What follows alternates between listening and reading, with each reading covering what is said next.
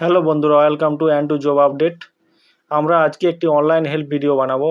এই ভিডিওতে আমরা দেখব যে ফেসবুকে আপনি কিভাবে প্রফেশনাল মোড অন করবেন। সেজন্য আমরা আমাদের মোবাইল স্ক্রিনে চলে এসেছি। মোবাইল স্ক্রিনে আপনি সরাসরি ফেসবুকে ক্লিক করবেন। তাহলে আমরা ফেসবুকে ক্লিক করলাম। দেখুন, এই ফেসবুকে ক্লিক করার পরে আপনি চলে যাবেন আপনার প্রোফাইল যে আইকন, এখানে ছবি, সেখানে চলে যাবেন এবং সেখানে গিয়ে ক্লিক করবেন।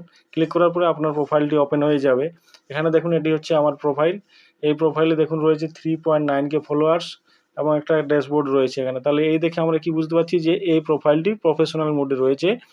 যদি আপনারা আপনাদের নিজেদের প্রফেশনাল মোড অন করতে চান, তাহলে সেই ক্ষেত্রে আপনাকে এই যে নিচে থাকা 3 ডট বটন, এখানে ক্লিক করতে হবে। তাহলে চলুন এখানে ক্লিক করলাম।